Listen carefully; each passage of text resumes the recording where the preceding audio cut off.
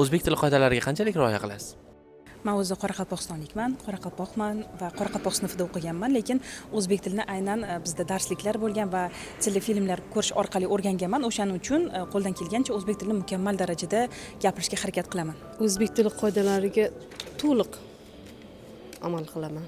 Ingliz tili, rus tilidan keladigan so'zlarni qo'shmasdan gapirsak, o'zimizni milliyligimizni yo'qotmasak, bu hammamizga juda koni foyda bo'ladi hisoblayman. O'zbek tili qoidalari bugun adabiy til me'yorlari bilan bog'liq bo'lgan masala. Bugun qanchalik ko'p kitob o'qiganingiz, qanchalik ko'p suhbatlashganingiz yoki dunyoqarashingizni to'la belgilab beradigan va milliy asosda tushuntirib beradigan masala.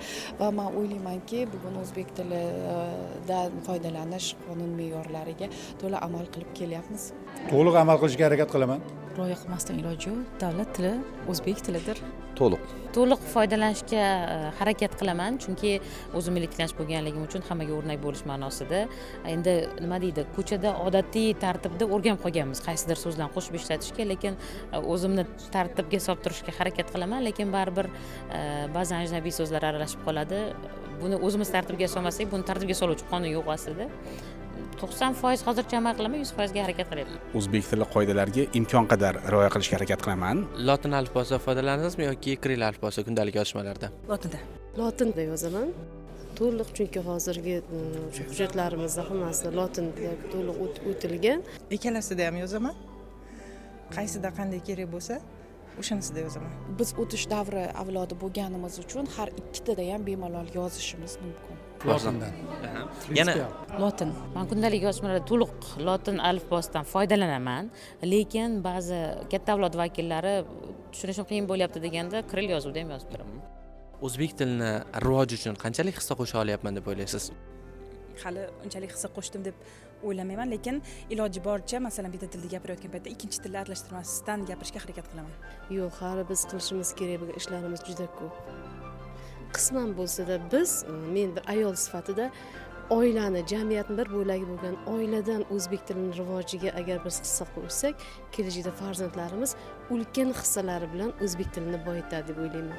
O'zimizni sof tilimizda gapirsa, bu eng birinchi o'rinda qo'shgan hissamiz bo'ladi. Mazkur sohani rivojiga hissa qo'shish masalasida fraksiyamizda mana shu haftaga belgilangan juda muhim tadbir bor va buni kuzatib borishlarini men tavsiya qilgan bo'lardim. Juda qattiq hissa qo'shmoqchi biz, juda ko'p narsani xohlaymiz, lekin xohlaganimiz darajasida ko'p emas deb hisoblayman.